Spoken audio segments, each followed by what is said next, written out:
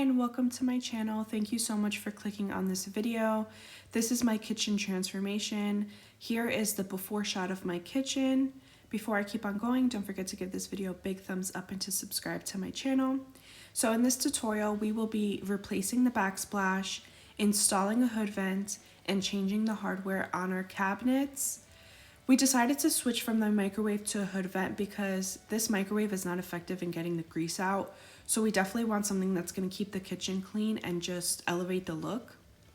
And the reason for us switching the backsplash is because we weren't a fan or crazy with the fact that they used gray grout, and we definitely were not satisfied with the job they did. So here I'm getting really close, showing you all the nitty gritties and just how messy they did the job. So those are the reasonings why we wanted to change all of these things despite having a new build. It is what it is. Again, thank you for clicking on this video, and I hope this tutorial helps you out. If you have any questions, feel free to drop them down below and I will help you out as best as I can. First step we're gonna do is remove this top cabinet and remove the microwave. That's where the hood vent's gonna go, and my dad said we're gonna work on the ductwork and figure that all out. There's an outlet there, so we have power. If you can see the outlet, let's say off to the side compared to the hood vent, we'll have to move it. So hopefully not, but that is step number one.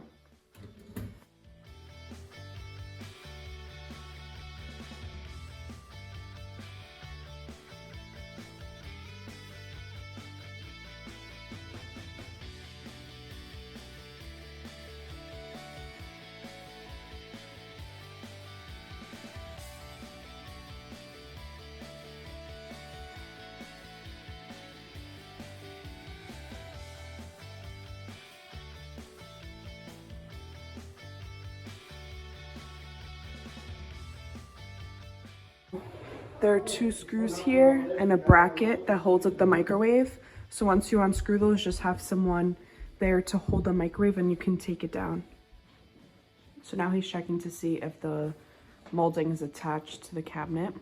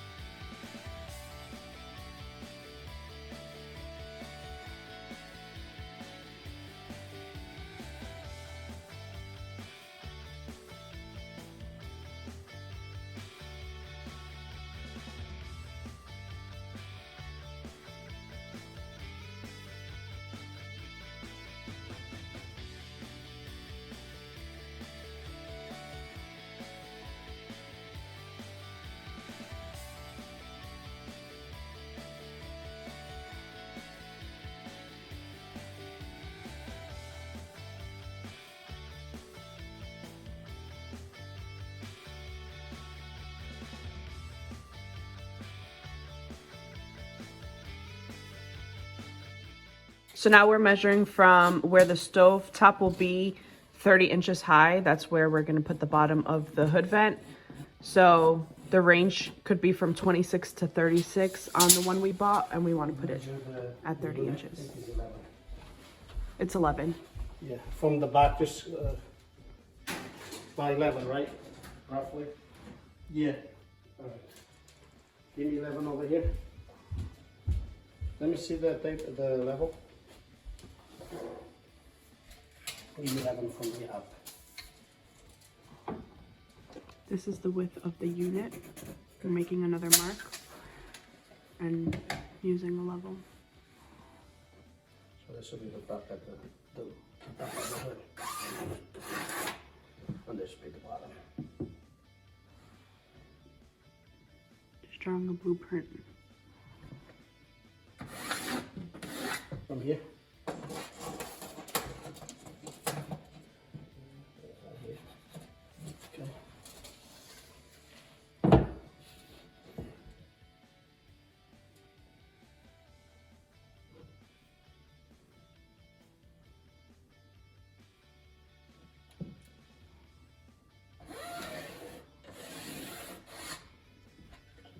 center right might be 6 inches. Let me see the tape. Might be 6. So 3 and 3. See, we might make it. This is the part coming up. All right, so before we mentioned we were gonna put the bottom of the hood vent here, which was 30 inches from the stove top, but then we measured the top of the hood vent because we want it to go all the way up to the ceiling, and we were a little bit short, so we have to move it up to 33 inches, which is that new line right there. So it's gonna go a little bit higher than expected. So now we're looking for the studs, the wood, whatever you call it. And my dad found it here and here in the middle, but he didn't find anything here. So he's going to have to cut a hole and put a piece of wood in there, and then we're gonna mount the hood vent to see where it's gonna go. We're also gonna do tile all the way up. So once we get the wood where we need it, we're gonna put the nails in there so that it's already there to hold up the hood and we know exactly where it's gonna be. So when he puts the tile up, we can just place the hood on afterwards. It'll make sense once I show you him actually doing it. How's the gaps in the cabinets? Pretty much the same, Jen? From left to right. Alright, Josh, you can take it down. Go straight down slow and bring it up. So this hood vent came with this bracket that you can hook it to hold it up. So we just made marks. Can I show them the bracket? Sorry. No, it's okay. You want to be right in the wood. Yeah. This is the bracket that's going to hold up the hood vent, and there's these 3 holes. So that's how it'll be held up.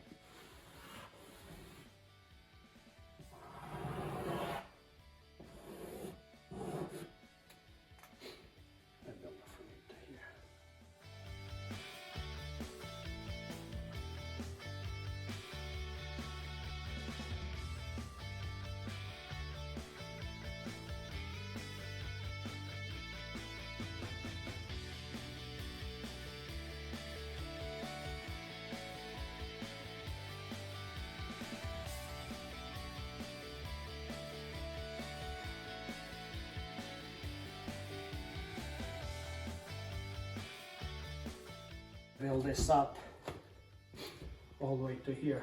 Actually, pretty much where I cut it, both sides. I'm gonna have to fill this with wood. So I'm gonna put this bracket is gonna catch to hold it. See where the hood goes? The screws, one here, one here, one here. And right now our wood is right here, so it's not even catching anything. So I gotta build this up.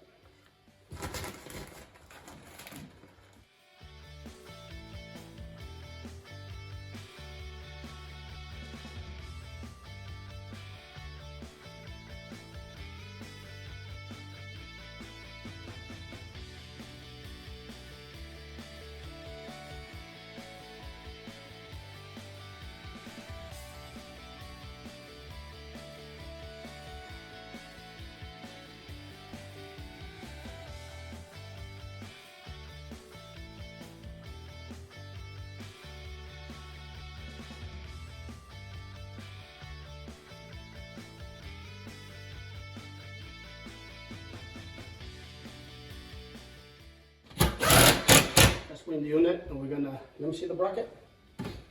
Need the 3 screws.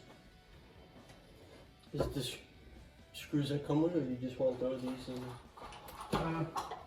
We can do these. That's fine.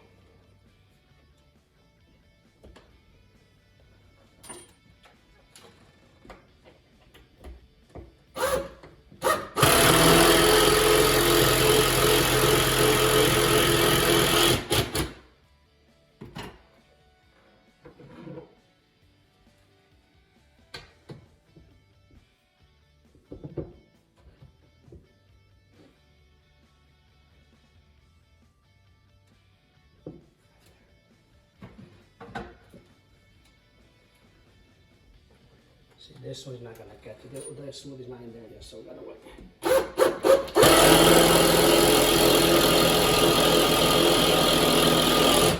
The reason I didn't put this wood in here because I gotta Otherwise it's going to be short, so I don't want to make it my way. We'll do our elbow in here, going out. So I have enough to put everything together. Give me the tape measure. Open it up for a little bit. That's good. A little bit more. Okay. Okay, let's see if we do it.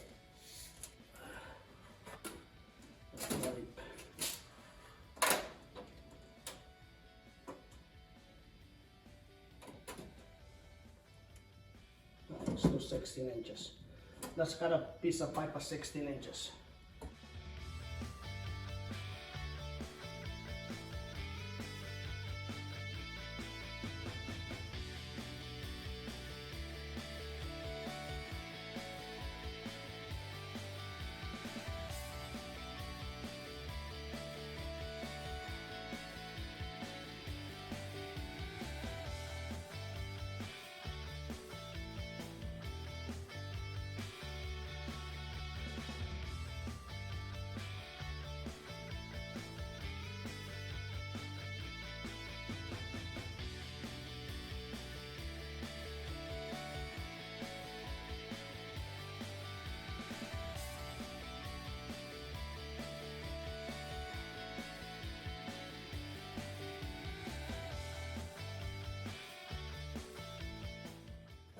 So this has a groove that it locks into place.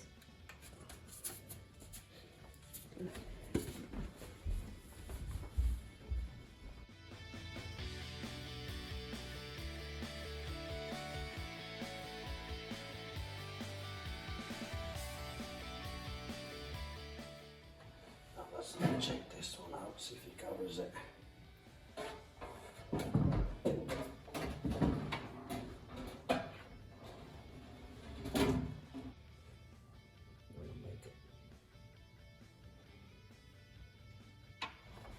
Don't make it take a look, check. If we can put it right in there, that'll clear. If I have enough wire.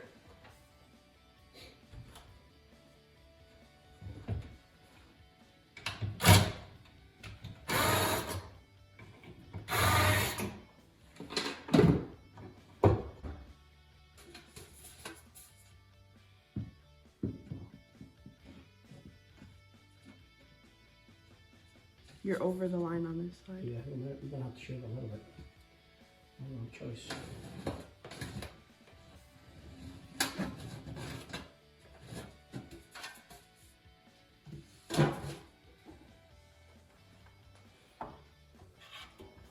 Yeah, Josh, Yeah, Stick I'm on it. this side. let's take this down so no dust falls inside the motor. You can put that away for now. So this is cutting the hole for the 90. Yeah.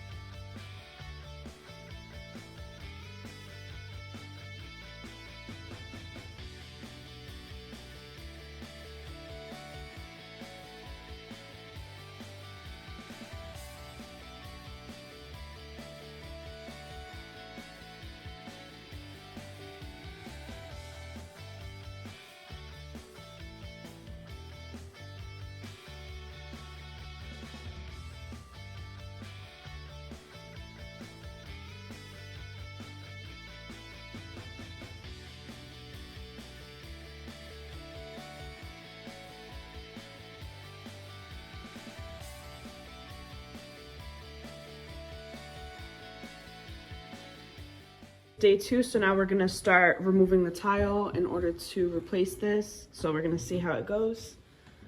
We might have to replace the sheetrock or not, depending on how it's removed.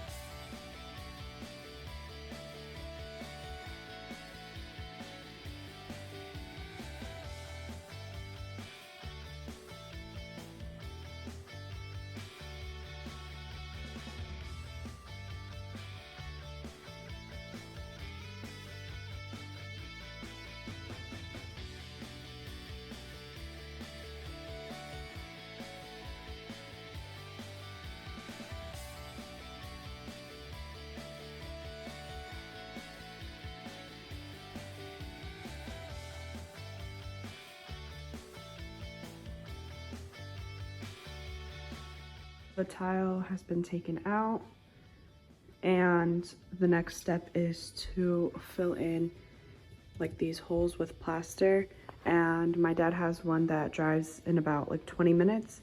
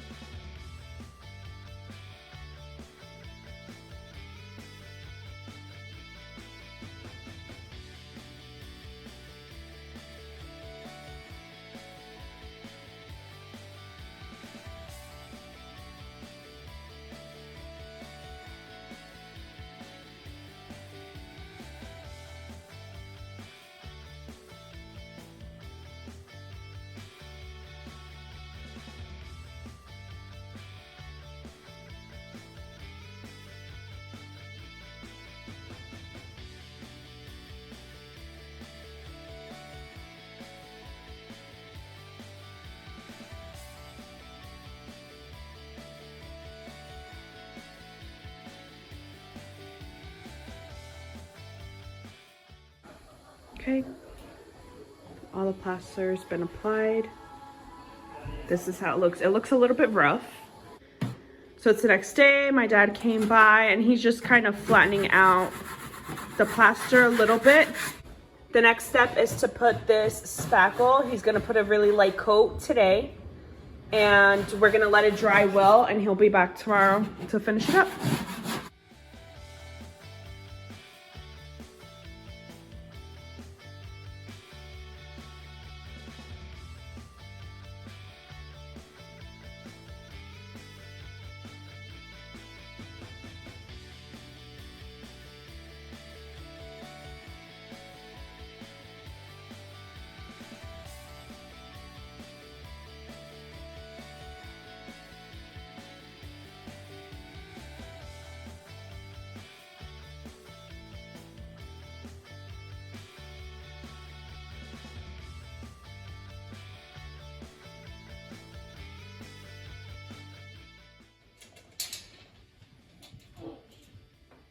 This will go on the edges. So he's taking measurements now. And he uses this hacksaw.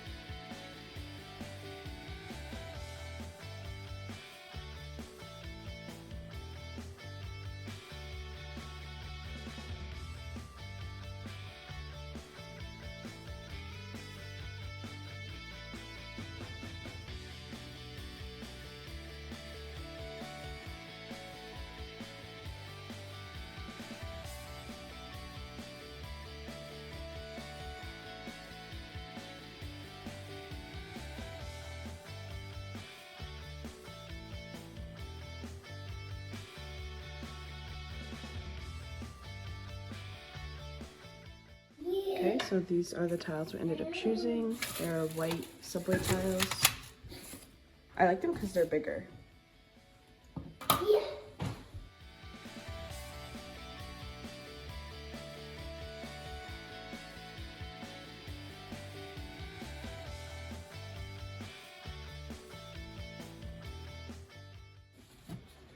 Yeah, so definitely keep in mind that the product dries. So you don't want to put too much, just little sections at a time.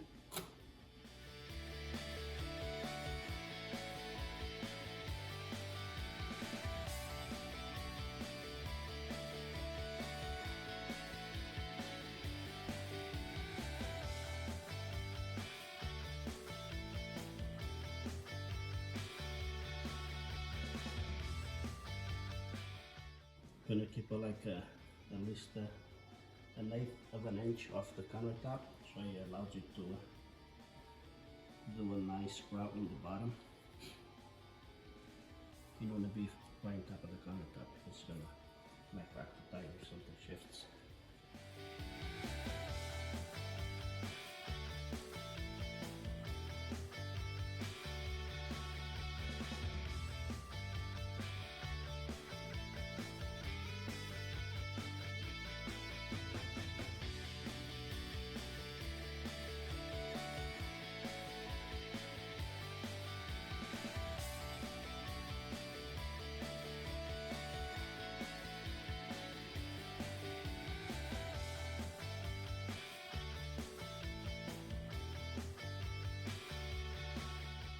He brought out this tile cutter. He said it's important to definitely make sure you have a good tile cutter. This is a manual one in order to get like a good precise. So he's gonna measure it and then he's gonna split it in half.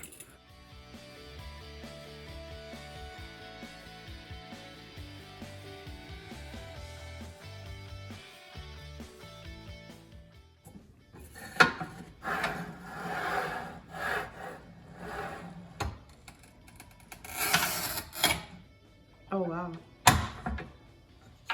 that was easy.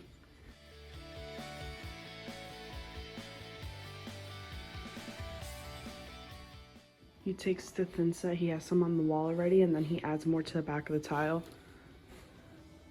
And while you're putting the tiles on, you have to make sure they're level with one another. If not, you can always pull one out and add more thin set.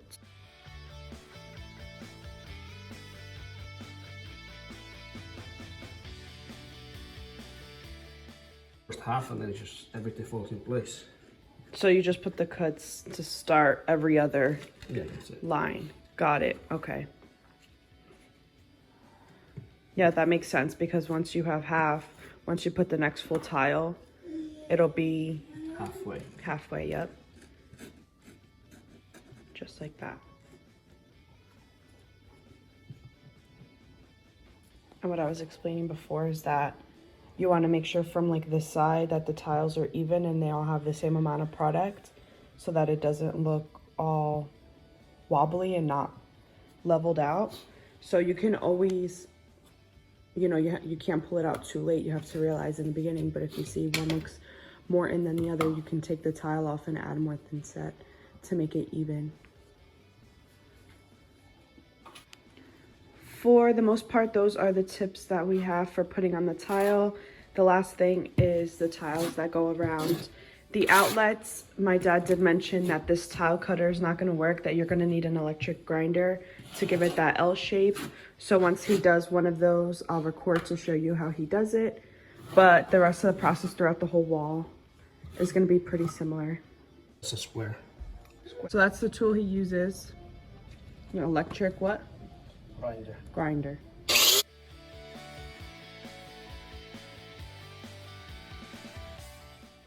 I'm gonna record through the window because that creates a lot of dust that I don't need extra dust in my house.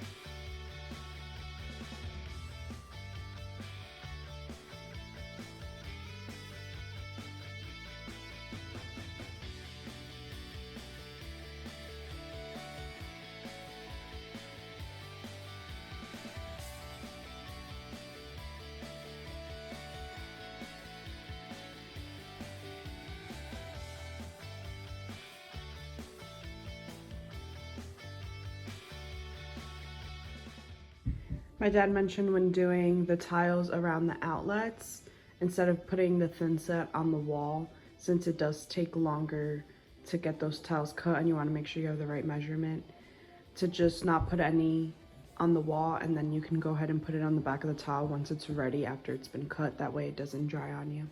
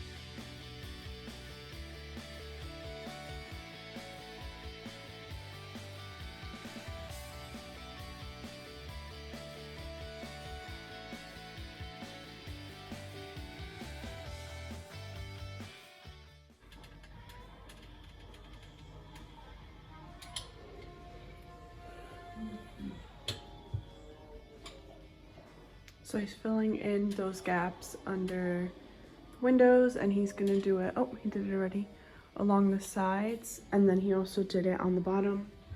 The reason he's not doing it with regular grout is because it ends up cracking, and then it starts to chip off, like I showed you guys what happened the last time. So he said this is more of a flexible type of product, so that any type of movement, it's just gonna flex. It's not going to break and crack off. So he's doing it along the bottom, under the windows, on the side of the cabinets to give it a clean finished look. Looks so good.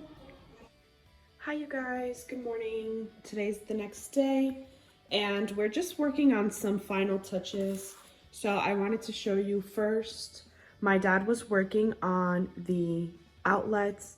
So previously we had that one there, but instead of this square look, we had like one of these. So he just updated that, and the GFI was square, but then these other regular outlets were round, so it just didn't match. So he did switch those out. He does need longer screws, that's why those aren't in. And some of the older ones we had look kind of a little bit more yellow. So we're gonna pick up 2 more plates. That one's the new one. See, that looks more white compared to that one. I don't know if you could see it on the camera. So that was a small update that we did. And I also wanted to switch my cabinet hardware. So this is what I currently have, are these round knobs. And then I have handles like those. They're kind of rounded out. They just look, you know, not as modern, since my whole kitchen is white now, and then I do have this type of countertop. I wanted to go ahead and move forward with just like a modern black looking handle. To look out for when buying handles is the measurement of the center holes. So that can be different than the actual length of the handle. Look how pretty these are. They're just so simple. So I have not, like I said, I have knobs on my cabinet, so it didn't really matter. But the handles that I have down there, I had to go based on that measurement, and those were 3-inch holes. So I had to find handles that have the same 3-inch holes so that it can match, and you know, you don't want to be drilling more holes into your cabinets. So my dad was here this morning and we tested them out. We did end up just switching one out and it looks so good. I'm really, really excited. And then we also tested switching one handle out here. So I just wanted to let you guys know, because these handles, honestly, I'm gonna put in a screenshot because I had to stop at Lowe's to get something for my dad yesterday. And these, around the same size as these, were like $8 per handle, which is just a very insane amount. So I found these on Amazon, and it comes with 30 handles and it comes with the hardware already. And it came out to $39.99. So when you do the math, $39.99 divided by 30, it comes out to $1.33 each. That is significantly less money. And then they do come with this hardware, which is amazing because these, you can measure how long you need the screw to be. And then depending on that, you can cut it with a pair of pliers. So I'm gonna show you the process of doing one of these because that one's easier to do. So they have these kits that you can buy for measuring. And then what happens is you have to make sure you go along the edge. But the hole of where our knob was, when you go 3 inches up, it's like around here, which there's no pre-made hole already. And my dad was just gonna make a hole here and just go by that. But he's afraid that potentially the person that worked on these might not have been 100% accurate from the width of the corner of the cabinet in. So he decided to just go ahead and measure each cabinet by himself, even though it's going to take a longer time. He just wants to make sure he gets it done perfectly. So what he does is remove the knob, and here's the hole. And then he takes the measurement from the edge in, and then he goes 3 inches up and he makes an X. And then he uses this tool here to drill the top hole. And yeah, you want to make sure you're super accurate. That way you're not making holes and then potentially messing up. So unfortunately the tool didn't work for us, but they do have little kits like this. This goes for top cabinets, and then this is what it looks like for the bottom ones. Just so you know, you can go with something like that, but you might run into this issue, so you can always use some masking tape for the measurements.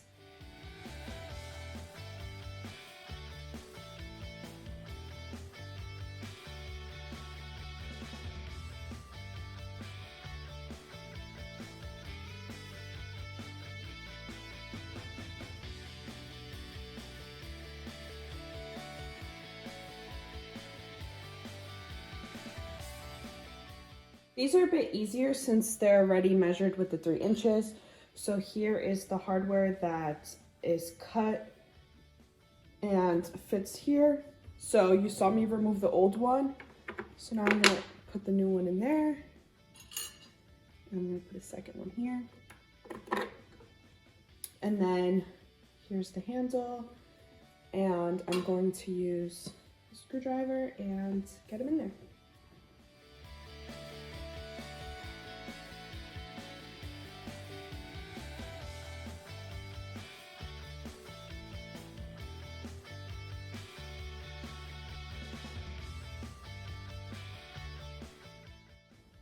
And that's how it looks on. Don't mind the dirty cabinets. They're just very much dusty. I have to definitely clean this kitchen well, but I love it. I'm so excited. This is the final result. So we have the hood vent up, all the backsplash is complete, and we do have all of the new hardware I'm literally obsessed. So thank you so much for tuning into this video. I really appreciate it. If you have any questions, feel free to leave them in the comments for me down below. Definitely something separate from this video, from the tutorial, but I do want to mention that we will be painting this light in black, and we're going to do the same thing with the faucet so that it matches the hardware, and it really will, I think, complete the kitchen and give it that pop. So definitely that's going to be done within the next few weeks, so you can catch that in one of my later vlogs. I will definitely show you guys the updated light in black with the faucet. And the last little step that you might be able to see from here is the top of the cabinet molding is missing, and that's just because we had to get some extra wood in order to finish that up. But besides that, everything else is done. Thank you so much for tuning into this video. Don't forget to give my channel a subscribe, and don't forget to give this video a big thumbs up. I hope I was able to help give you some tips for your kitchen. Until the next one, bye.